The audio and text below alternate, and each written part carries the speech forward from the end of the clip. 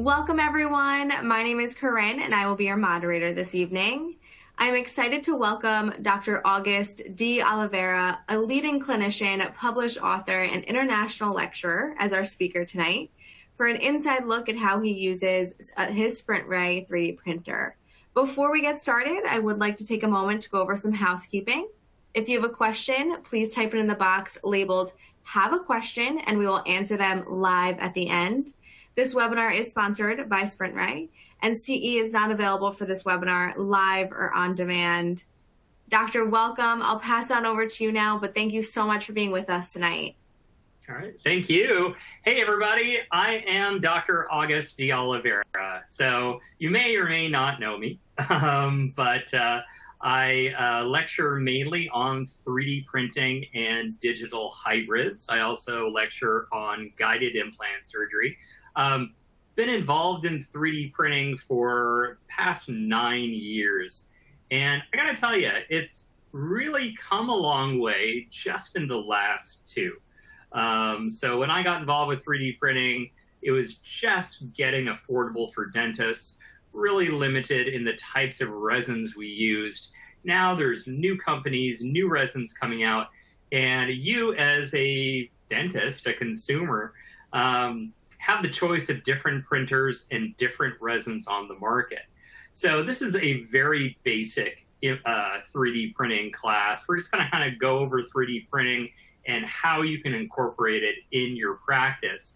But the choices now can sometimes be a little overwhelming.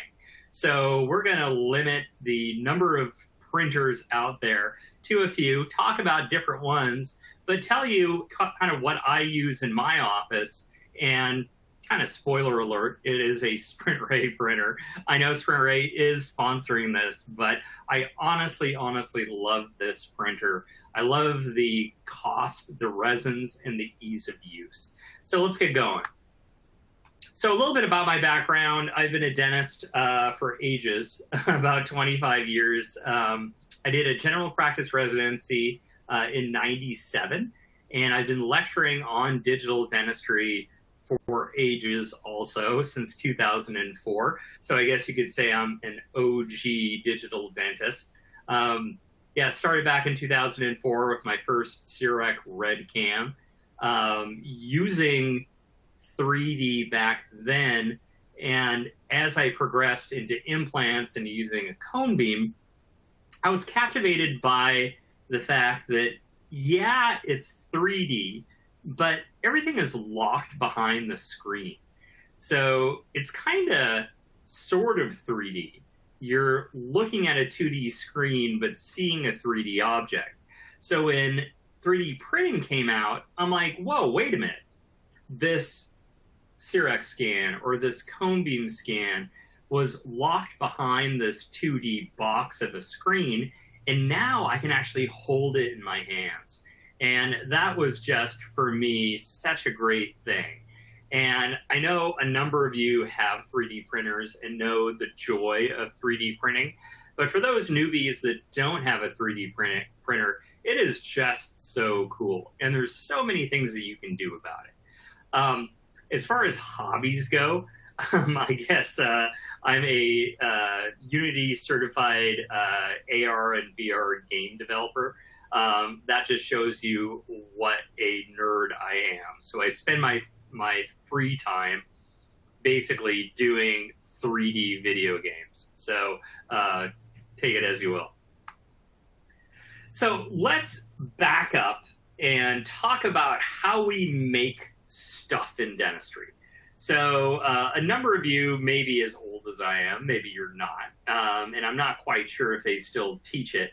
But back in the day when I was in dental school, they taught us the lost wax casting technique. Barbaric. We would basically make teeth out of wax, dunk them in cement, melt the wax out, and then basically boil gold and stick it in a slingshot. Very, very scary. But that was sort of what we had at the time. The end result, however, was a very hard material. And labs still use the lost wax casting technique, whether it is for metal restorations, but also for pressed ceramic.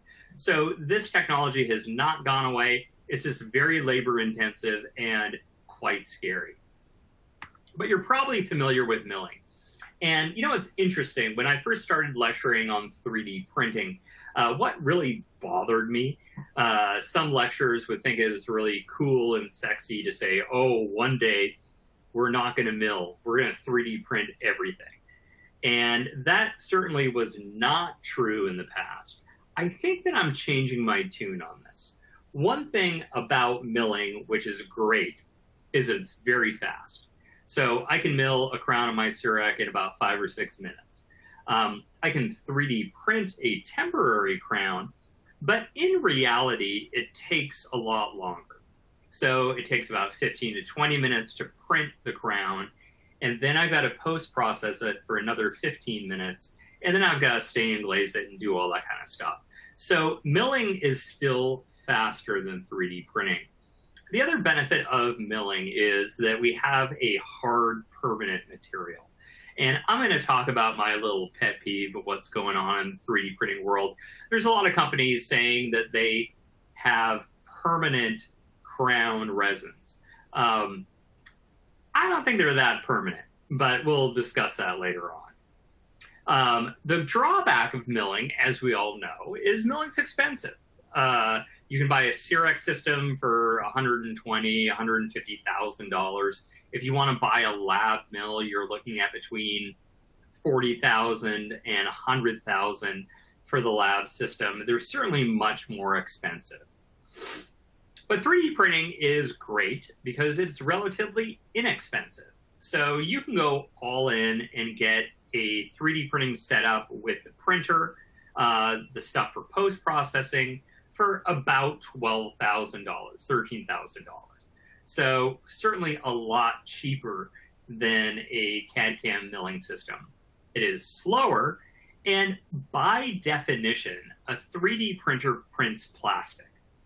So if you think to yourself, well, I could mill a zirconia restoration, or I could print a plastic restoration, that zirconia restoration at the time, right now, is going to be a stronger restoration. So in my office, what I think about when I think of 3D printers is anything in the past that I could do in stone, or I could do in acrylic or a composite, I can now do with a 3D printer. So in my office, my mill and my printer work hand in hand. So what can you print? Well, the number one thing that I print in my office right now are aligner models. And we'll discuss how you make clear aligners, whether it's Invisalign or ClearCorrect or the, direct-to-consumer stuff. They all do it the same way. You 3D print a jaw or an arch basically at one point in time, do a suck down, and trim that aligner. Basically, every single day, we are printing aligner models. The number two thing, and the number one reason I got into 3D printing, are surgical guides. Back in the day, when I first started doing guided surgery, I used CCAT, so Dentsply Sirona's guided surgery lab. And a single tooth guide cost me about $375. I can 3D print a surgical guide all in for about $35. So I was doing maybe 10 guides a month. That is, almost $4,000 a month. And I'm cut that down by thousands of dollars. Case in point also with aligners, each Invisalign case is about what? $1,800. I can do aligner cases for under $400. So you can quickly see, just by doing aligners in your office and surgical guides in your office, you can easily save $5,000 to $10,000 on lab bills. And that will quickly pay for any printer you buy, whether it's a lower end 3D printer or a higher end 3D printer. Basically, the way to recoup your cost is maybe a couple of months. Night guards are hot. I'm not going to really talk much about night guards. The night guard resins are certainly getting much, much better. Personally, if you ask me, this is just my opinion, an acrylic night guard is still stronger than a printed night guard. And so I do have a lot of friends that I really respect that do a lot of 3D printed night guards. SprintRay has a design service. I believe it's like $15 per night guard, and then you print it out for $5. So you're looking at about $20 a night guard. Certainly not a bad deal. Diagnostic wax-ups, 3D printed, are so amazing. I'm going to talk about digital designers. So you can buy software like exocad or 3Shape Design Studio and do your own designs of diagnostic wax-ups. Blue Sky Bio also has a free service basically for doing diagnostic wax-ups. Personally, I send out to a designer. Cost me about $2 or $3 a tooth. They design it, I 3D print it in a white resin, and make my shell temps out of that. So diagnostic wax-ups, if you're into DSD and all those digital smile design type things, is a great way to go. Digital dentures are also very hot. There's a lot of resins out there and a lot of options for digital dentures. Personally, I practice in LA in a sort of rich area. So I probably do about 4 dentures a year. So I don't do a lot of digital dentures, but a lot of friends of mine do a lot of digital dentures, and they 3D print them and they just love them. So there's this whole other realm of 3D printing that really just started evolving in about 2 or 3 years ago, and that's restorative 3D printing. So rather than making, models or surgical guides or dentures, you can actually make teeth. So custom healing abutments, if you're into custom healing abutments, they are super easy and super cheap to do 3D printed. Dye work is really, really cool in 3D printing. Now, if you look at this image here, it's basically a model with these little snap-in dies. And back in the day when we were in dental school, we had to Pindex stuff and super glue things and saw things and try to trim our margins. It's, again, barbaric. So it's very, very easy. Most digital designers will charge you about $5 to 3D print your dies. So if you are doing some milling or doing some 3D printed temporaries and you want to see how it looks before you put it in the patient's mouth, this is a great way to go. And just a fun fact, this is called a Geller model. Crowns and bridges are really hot right now, and Onyx and Onyx Tough are 2 resins from SprintRay that I'll talk about. I love 3D printed temps, and I do a lot of immediate implants. And I'll discuss sort of the benefits of 3D printing your implant temporaries in a little bit. I also do a fair number of hybrids, and so I'll discuss how I work through the aesthetics and 3D print my temporary hybrids. I gotta tell you, when this resin came out, they touted it as a permanent solution, a permanent hybrid restoration material. I got 2 cases going on 8 months, and they look great. So I'm changing my tune a little bit. So back in the day, I was saying just temporaries, but now we are looking at this material in hybrids as a permanent restoration. Kind of got ahead of myself, but yeah, I'll talk about 3D printed hybrids in a bit.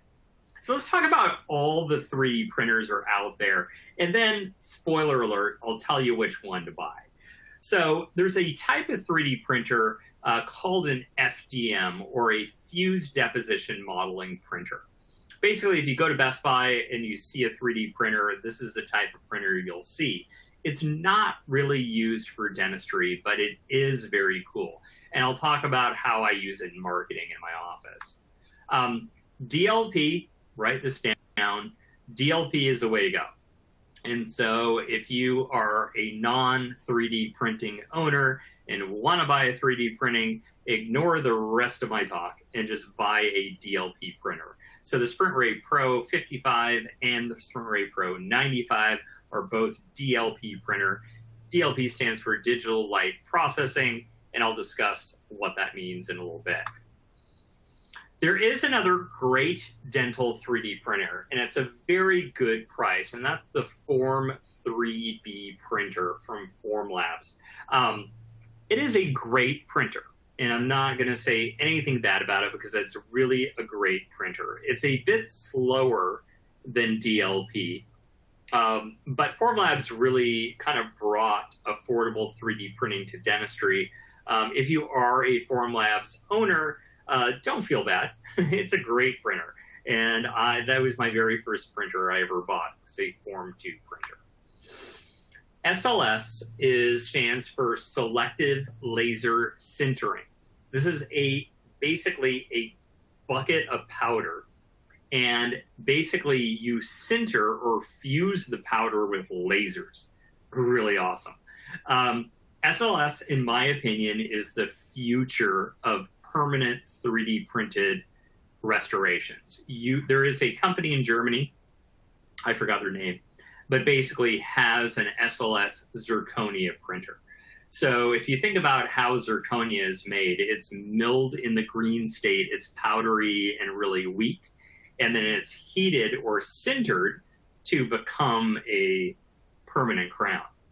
So SLS printers will allow us to make zirconia crowns, make zirconia abutments, zirconia hybrids, and even zirconia implants in the future. I think we're still about 5 years away from this being affordable, but in my opinion, SLS is going to be what we'll use instead of a mill in the future. You may go on eBay or Amazon and see a type of printer called LCD. And LCD, I'm not going to typify the whole LCD market, but LCD is very similar to DLP, but instead of using a projector to shine light in the flowable composite, which is the resin we use, it uses a phone screen. These are very cheap. They can range in price from $250 up to about $1,000. They're just not as good. You know, I want a printer that's going to work almost every time. And my experience with these cheaper printers is they work about 50% of the time. So if you're into hobbying and you want to print Iron Man figures, then go ahead and buy an LCD printer. But in general, for day-to-day dentistry that you need something reliable, I would not look at LCD. The last are these super fast printers. Some people call them CLIP, some people call them CDLM. CLIP stands for Continuous Light Interface Production. Basically, these are DLP printers on steroids. So the big people are EnvisionTech, or they're now called Desktop Health, or Carbon, or NextDent. These tend to be a little more expensive than DLP printers. Typical range in price are about $15 up to the Carbon, which is actually $50,000 a year for 3 years, and then they take your printer back. So you can't actually own a Carbon printer, you have to lease it. Are they worth it? Well, if you're a big lab and you need the speed, basically they're 50% faster than DLP, although that is debatable. Yeah, I mean, if you're a lab, but if you're a dentist, I mean, it's not worth the price to pay that much money where you can get a nice printer like the SprintRay Pro that can print very, very fast. So always look into the future. The future, I think, also in resin printers is a technology called multi-jet. And multi-jet is like an inkjet printer. So rather than one color of resin, so like if I'm printing a model on my SprintRay Pro, it's either going to be tan or it's going to be gray or it's going to be white. These multi-jet printers can print up to, I don't know, like 200 different colors. So you can look at these models. These are of the patient's teeth. You can see the amalgams. You can see all the different colors. Think about printing a denture like this, or printing a stained and glazed crown. This is really the future of where we're heading. Currently, a printer is 250 grand.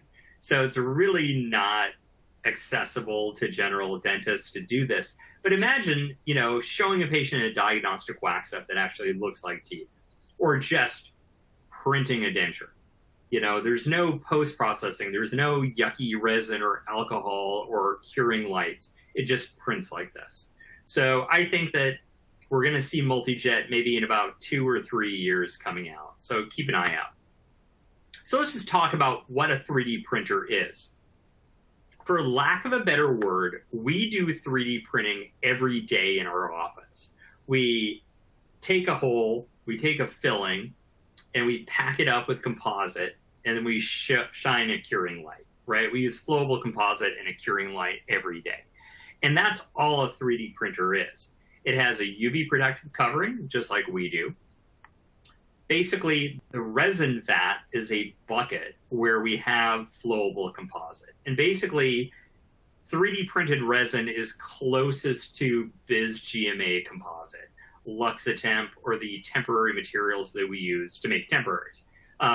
It's basically light cured instead of chemically cured, but it's basically flowable composite. One thing I like about the SprintRay Pro 95 and the 55 is it has a pretty gutsy little computer in it. And so it's very easy to connect to your network. You can connect wirelessly. You can click it into a Cat5 wire to your network, which is what I do. You can even just use a USB drive. So if you got a laptop, it's not connected to the network, you want to 3D print something, you save it on the USB drive and walk over to your printer. So build plates are something that need to be discussed. And basically, a build plate is a metal thing that the 3D printed model adheres to. And so there's really, in the SprintRay universe, there's 2 sizes of build plates. So basically big and small. So the SprintRay Pro 95 is called the 95 because the smallest thing it can print is 95 microns big. The SprintRay Pro 55 can print something very, very small, which is 55 microns big. Now, you may ask yourself, well, I want something really detailed, right? Well, this is how it works. So when I was a kid, I didn't have an iPhone or an iPad. We had to entertain ourselves with dumb stuff like flashlights. So I used to take a flashlight, shine it on a wall, and I noticed if I stood far away from the wall, the beam of the flashlight was really big and kind of fuzzy. And then as I walked towards the wall with my flashlight, the beam got smaller and less fuzzy. It's the same deal with these printers. The SprintRay Pro 95 is less detailed. However, the build plate is bigger, so we can print more stuff. SprintRay Pro is very, very detailed, but that flashlight beam is smaller. And so you need to ask yourself, what do I want to print? 90% of what I print on the SprintRay Pro 95 with a bigger build plate. The nice thing about it is I can print comfortably about 6 models at a time. Whereas on my SprintRay Pro 55, maybe maximum 2 models at a time. So I do all my aligners, surgical guides, dentures on the SprintRay Pro 95. I do all my implant model work, implant analog models, my dies, and my restorations on the 55. Which brings us to, which printer do you buy? So like I said before, if you're not doing a lot of implant restorations, I would buy the SprintRay Pro 95. And buy it as a set. So buy it with the wash cure and buy it with the post-curing unit. If you find yourself, saying, hey, I do a lot of hybrids, I do a lot of temporary crowns, then go with the 55. But right off the bat, you'll find that the 55, although the detail is wonderful, you're going to be craving a bigger build plate. The big question too is, well, why not just buy both? I know we're dentists, we're made of money, right? I find that my 95 is just printing aligner models all day long. And I need to get a guide in, I need to get a temporary in. And so the 55 is usually reserved for just those things. So start with 95. And then if you find that you got a bottleneck, then buy a second printer, buy the 55. So again, why do I need that detail, right? Why can I do everything at 95 microns instead of 55 microns? Well, one of the biggest, coolest things about 3D printing is printing implant analog models. And if you do any implant restorations, you know, you take an impression, you send it to the lab, or you buy an analog. An analog is going to cost you 50, 60 bucks. And if you're cheap like me, you're going to try to reuse the analogs, right? So when they come back, you're going to dig them out of the stone. And they get all gummed up and all that kind of stuff. One thing that's great about 3D printed implant analog models is the analogs are meant to be reused. They actually have a set screw and you screw them in. So the minimum spacer, though, around that implant analog is about 50 to 75 microns. So if you have a printer like the SprintRay Pro 95 that can only print the smallest thing is 95 microns, it's not going to factor in that gap around your implant analogs. And your implant analogs are just not going to fit. Same thing with tie bases. So if you're doing a lot of stuff with tie bases, and we'll talk about tie bases later on, and analogs, you want to go with the 55. So just going to briefly touch on fused deposition modeling. It's definitely not ready for dentists. So I wouldn't use it in a patient's mouth. I will talk about one called the Arfona that I would. But in general, it's great for making toys and kind of fun stuff. So I don't know much about internet marketing or Facebook marketing, but we probably get a solid 2 to 3 patients a month just from our FDM printer. So if you guys have a chance, go on a site called thingiverse.com. And thingiverse.com is just cool 3D printable toys. And so rather than getting that cheesy toy chest, we 3D print custom toys for our patients. We have a sign in our waiting room that says, go to thingiverse.com, and if you want a 3D printed toy, send us the link. We'll 3D print it at your next appointment. Patients love this. But in order to get your toy, you need to not only get a picture with us, but you need to tag us in Facebook. And I'm not going to go into the details of timeline versus your Facebook business page, but basically you can't send friend requests from your business page. That patient has to go to your business page and like it. So by tagging themselves, you basically get on that patient's timeline. So we just love it. And we 3D print a lot of stuff. So I use a type of filament. It's not resin. It's actually a rope. And we 3D print Disney castles. You can get about 3 spools for 40 bucks, which probably can print about 50 toys.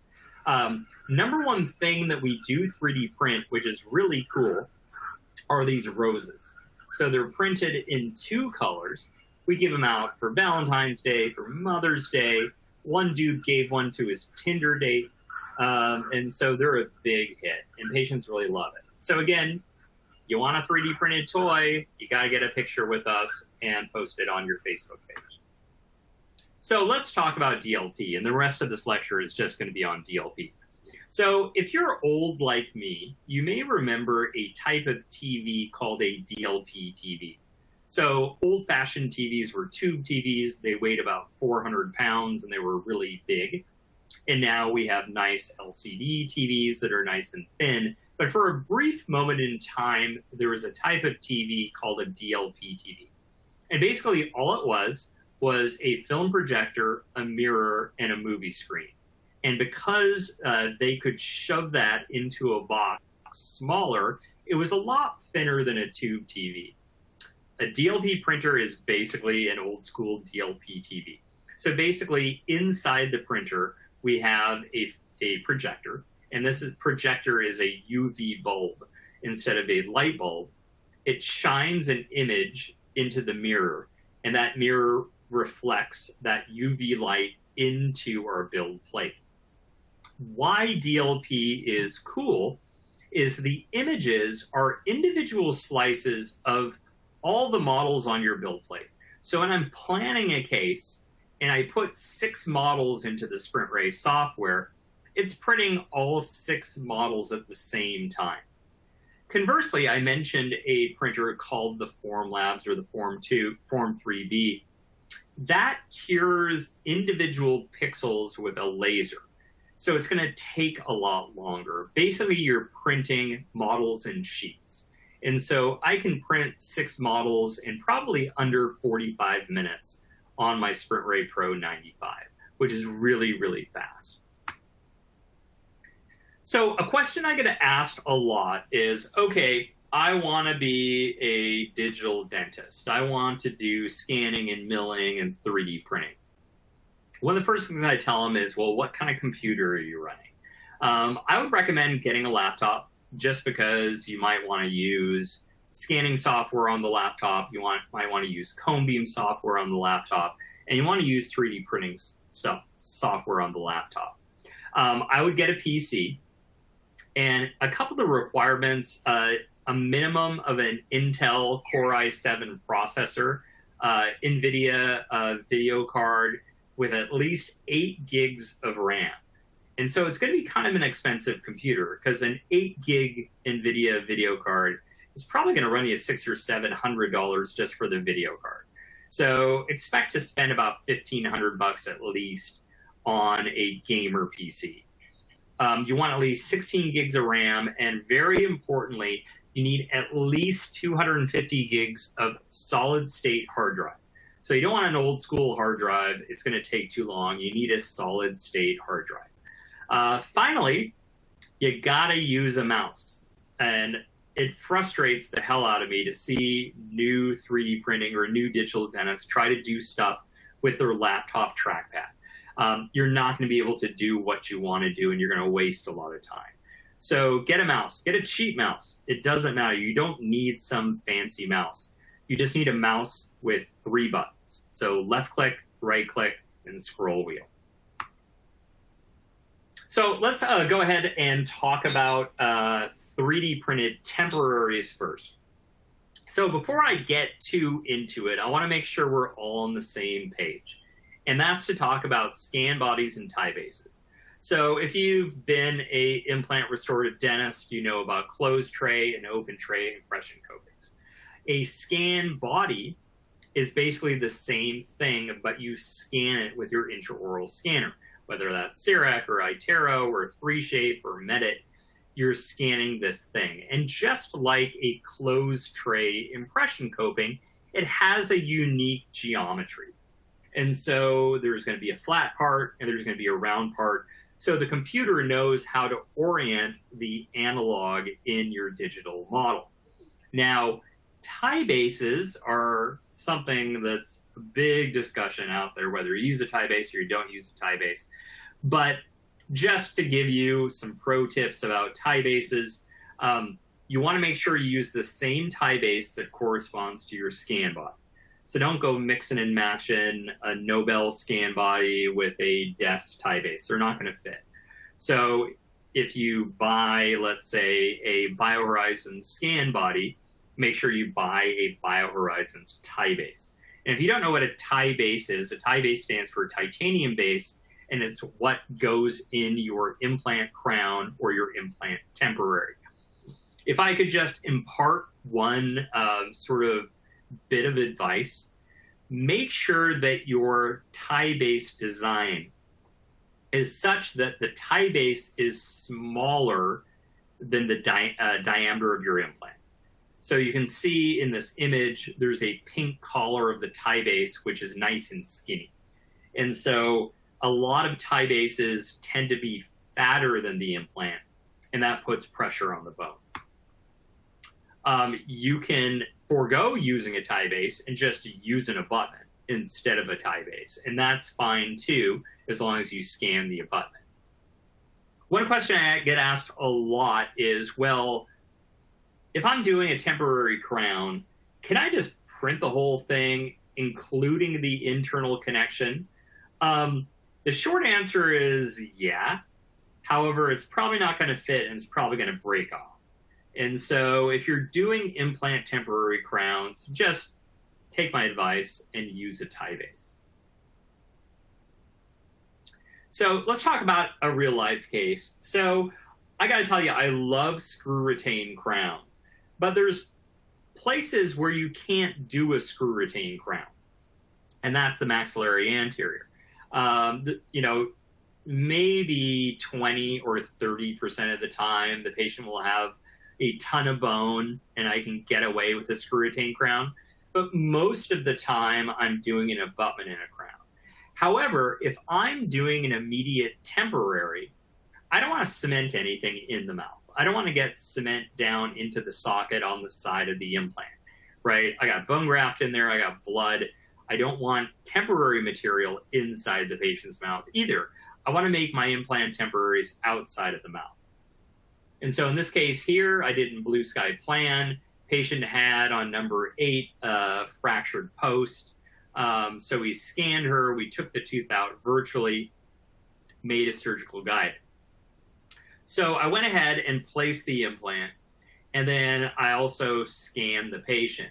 So you can see here, this patient is a class 2 DIB 2 occlusion, so her anterior teeth are tipped in. And just how the bone is, you can see by my scan body that I'm not going to be able to make a permanent restoration screw retain. Also, if I do a temporary restoration screw retain, where's that screw hole going? It's coming out the facial, so it's not going to look good. So this patient came in on a Thursday. My digital designer was asleep, so he was in Belarus. So I had to do my best, and then after the patient left, I went ahead and 3D printed it. But in the software, so this is a Implant Direct tie base, and you can see that it has a little slot. So I have the ability to change where my screw hole goes. And so I went ahead and placed the implant. We ended up printing this with a SprintRay Pro 55. So the patient on Thursday needed a tooth. And so I went ahead and milled this in CEREC. And you can see, man, that's an ugly temporary, right? And it's ugly 2 ways. One, it's got a screw hole coming out the facial. So one thing about CEREC being a 4-axis mill, it can only drill 1 hole. So you either get a screw hole or you get a tie base hole. And so in our case here, we just have 1 hole. So the hole is coming out the facial. And again, don't fret. We're 3D printing this over the weekend. She's coming on Monday to get it. It's ugly too because you can look at the gingival and you get that gray hue. And that's from having basically a silver tie base. So the patient went away. My designer designed this on Friday. I printed this Monday morning. And so he was able to move that screw hole to the lingual. When you do an angled screw channeled crown, you need to use a special driver. But you can see the difference between her temporary on Thursday and my temporary on Monday, that we got a much nicer result. 1, we don't have a screw hole coming out the facial. And 2, look at the gingival. So the gingival is much prettier. And the reason why is I used a tie base that was anodized. And so it was gold colored, and you don't get that gray show through. So one question I get asked a lot is, hey, can I just rip out all the patient's teeth and then throw in a hybrid 3D printed same day? The answer is yes, and there's a lot of dentists that do it. The problem is, if you know anything about 3D scanning looks for common data. So you have to put these little TADs, or in this case, these are Stabident ports, before you pull the teeth, and then you pull the teeth and you gotta stick them back in.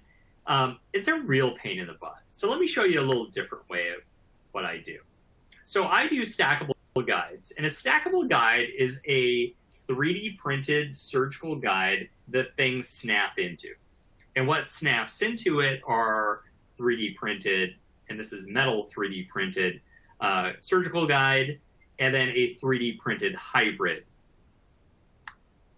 So the first thing that you start with any surgical guide is you scan the patient with an intraoral scanner. You scan them with a cone beam. This was printed on the SprintRay Pro 55, the clear part. The metal part was printed with that SLS technology, that powder-based metal technology. So this is very similar to chrome. This is a different brand of chrome. But the first things we do is we cut off the teeth, we round off the bone, we mount this frame into the patient's bone. Then we snap in like a Lego our surgical guide and place our implants. And then you can 3D print this temporary ahead of time. And so this is printed monolithically, and this is converted chairside. So we put the implants in, we put these temporary titanium cylinders. If the patient is sedated, it's not a big deal because we're just snapping these parts in. And so this is how we do it. And so this is, we put rubber dam material over the implants, we put temporary titanium cylinders, and we pick it up. I use a material called Voco Quick Up, which is a composite material. So the patient goes away, they wear this. This was printed on the SprintRay Pro 55 using Onyx resin.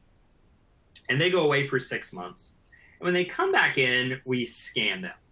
And so I'm not going to go into great details, but we use basically a domino scanner. It's called photogrammetry. It's a little different than regular CRX scanning or iMetric scanning.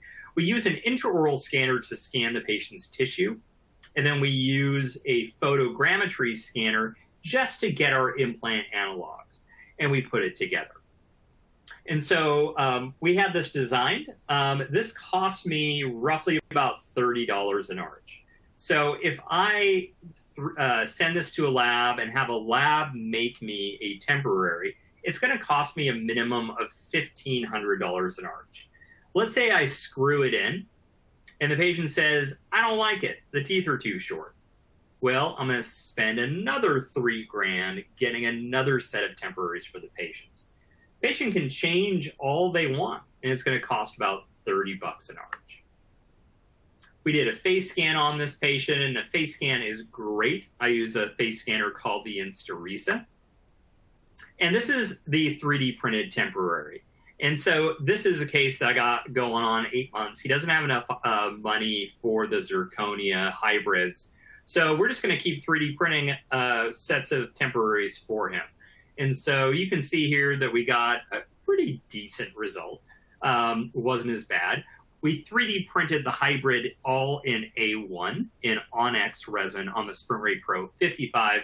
And we use a product called OptiGlaze to treat the gums and make the gums pretty. All right, so let's talk about aligners. So again, if you want to pay off your printer in a couple of months, 3D print your aligners. I haven't sent a case to Invisalign in over 5 years. However, I would still do it if it was a long case. So if I got a patient and it looks like it's going to be about 2 years, I would send that to Invisalign. I don't want to print 60 aligners and make them myself. But an Invisalign lab bill is going to cost about $1,800. Most of the time, I use a company called Exceed Ortho. And Exceed Ortho does everything Invisalign does from a design point of view. And then you 3D print the models and you do the suck downs and you make the aligners. Typical case costs me between $300 and $400. So I'm saving roughly about $1,500 per aligner case. I do about a case a week. I don't do a ton, but that is real money. That's $6 grand a month I save just by making the aligners ourselves. If you're big on ortho, I'm going to talk about a website called Archform. Archform allows you to do an aligner case for $50 a case. The caveat is that you have to design the case yourself. And I don't know enough about ortho to design a case myself. And this is a good kind of stopping point to talk about different aligner services out there. So again, Exceed Ortho is the one that I use. And one of the things I like about Exceed Ortho is it has actual orthodontists planning your case.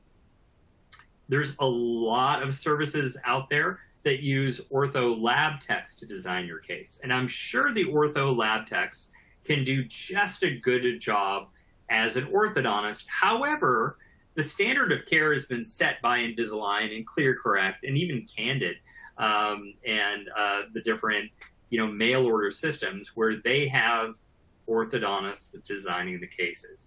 And hopefully you don't get into any sort of a malpractice lawsuit, but if you get sued, the opposing counsel is going to bring an orthodontist in and they're going to say, well, was your case designed by an orthodontist? And you'll have to say no. So I only use design services that use orthodontists to design my cases. Now, currently, what we do is we 3D print a model, we do a pressure form suck down, and then we trim each model. However, the future is moving towards resins that you can direct 3D print. Now, these little lines that you see are called supports. And these are how we print objects that aren't flat on our build plate. And you can see these supports are just being peeled off.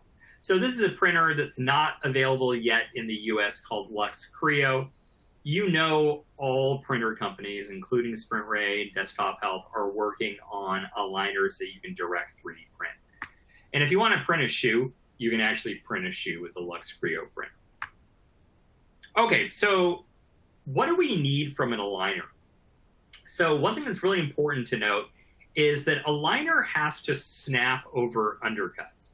And so currently, the best way to make an aligner is to 3D print a model and to use a pressure former. This is not a vacuum former. This is a pressure former. And it's different because it has suction from below and suction from the top. And so we want that, basically that tray to adapt all the way around the attachment. And so there's lots of different pressure formers on the market. In my opinion, the only one you should consider is the Drufomat from Dentsply Sirona. It's just such a workhorse, German engineered thing. You just push a button and walk away, and it does the pressure forming. You don't have to sit there and watch it. I order my tray material from Dentsply Sirona. I'm sure you can order this as well through Schein. So I use the Essex Ace brand. And so for my aligners, I use the 0.75 Essex Ace sheets. For my retainers, I use the 1 millimeter sheet. And for my attachment tray, I use 0.5 millimeter sheets from Schein. So use the El Cheapo Schein stuff for your attachments. But use the little more expensive, not terribly expensive, I think it costs about $1 a tray, Dentsply Sirona sheets for your aligners and your retainers. I use the cheap stuff on my attachments because I'm going to throw that away. I don't need it to be as strong. It just needs to put an attachment in for me. Oh, skip the slide. Sorry, duplicate slide. So here's a patient that came in. This is a case I did design myself using Archform. Crowded uppers, crowded lowers, canines don't need to be moved. Yeah, I can design this case, but if I'm moving canines and doing all that stuff, I'm going to use Exceed Ortho. And so you take your photos like you normally would for Invisalign. This is the Archform software, and it's a very easy software to use. So it's $50 a case, and you just move the teeth around. It picks what attachments you use and gives you the individual models which you 3D print. One cool thing about Archform is Archform prints vertically, so you can fit more models on your build plate. And after that, it's just like Invisalign. So you have an IPR guide, you have an attachment template, you etch and bond and put the attachments on, and everything's nice and normal. Here's a case where I used Exceed, and again, I would just highly recommend using Exceed Ortho.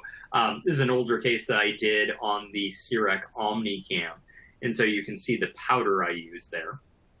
But basically, you send it in about 2 days, you get a clin check, and so after you approve the clin check within about a day, so turnaround time is less than a week, you get the individual models that you print.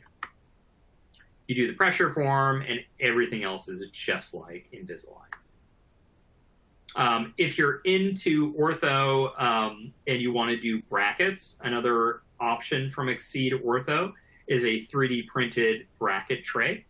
And so they actually work with Great Lakes Ortho, and the brackets come in. It costs about $300 for a full set. They give you the brackets, and they give you the individual wires. If you want to use a particular brand of bracket, then basically they charge you for those brackets. But it's a very quick and easy way. If you're into 6-month smiles, this is another way to do it. Just bond it on, change out the wires every 2 weeks. They even mark the midline for you. And so this patient was done in about 3 months. All right, so tell you what, I'm going to stop here and put up my final slide. I'm basically done. And so if you have any questions, I do have an online 3D printing course called the 3D Printing Party. You can also just shoot me an email. It's at augustdds@gmail.com. So we've got about 9 more minutes, so I wanted to spend that time answering questions. So I'm going to stop my screen share and pull back up this, and let's go through some questions. Awesome. Yeah, you can stop the screen share if you want, Doctor, and we're going to open up the Q&A session now. So if you do have a question, please submit it in the Have a Question box. It should be located on the right side of your screen, and I just highlighted it, so you'll see it highlight in just a moment. But what a wonderful presentation so far. Thank you. Thank you. Yeah, I could talk all day about 3D printing, so we only had an hour, but just realize that it's gotten so easy, and it's such a great thing for your practice. That's awesome. All right, we'll give it a minute. It does take, sometimes there's a little bit of a delay, so we'll see what questions everyone has. Okay.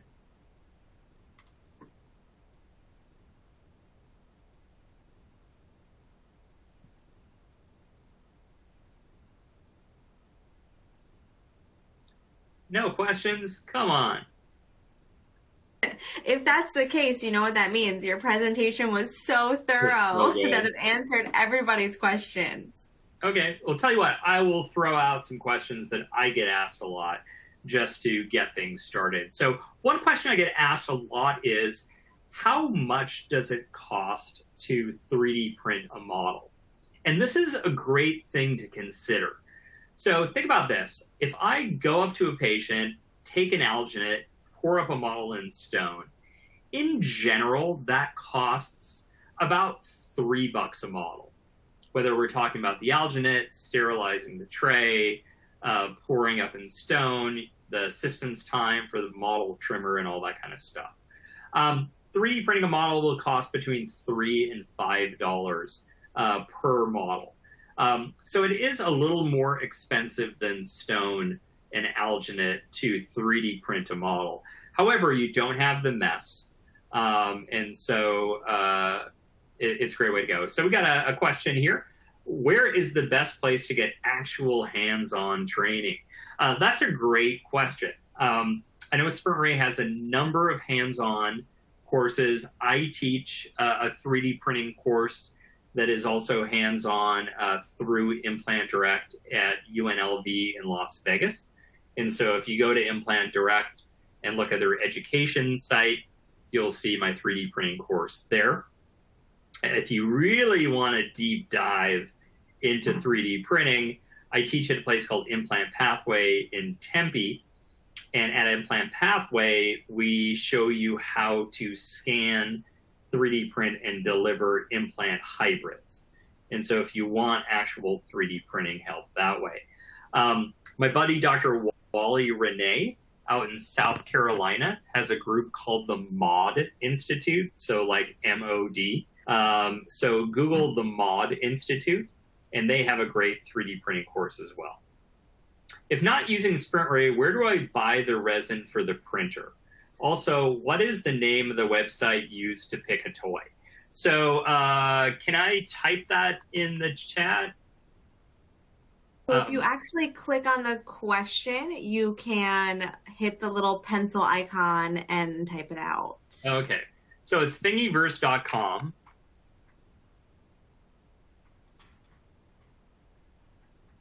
And then the question is, if not using SprintRay, where do I buy the resin for the printer? So you can buy the resin for the SprintRay Pro from Schein. And so you can do that. Hopefully that posted. So yeah, you can just buy the resin from Schein. Yes, I see that that did go through. Awesome. Yeah, Thingiverse is so cool. You can waste hours downloading the STL files for anything you want. Sports memorabilia, you know, iPhone cases, toys for your kids. It's pretty awesome.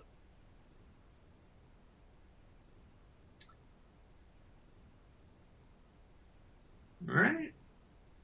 All right, that might wrap up our Q&A session. Okay, we nailed it. So thank you everyone for attending. And again, if you have any questions, go ahead and shoot me an email. It's August, like the month, dds@gmail.com. Thank you, everybody.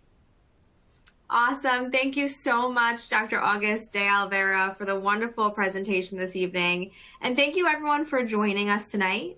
We did record tonight's webinar, and we'll email the recording out sometime in the next week. So if you want to refer back to it, you certainly can. And we also would appreciate your feedback via our survey that will pop up on your screen shortly. Thank you all for joining us. We look forward to seeing you on future webinars. And thanks again, Doctor. Have a great night. All right, thank you.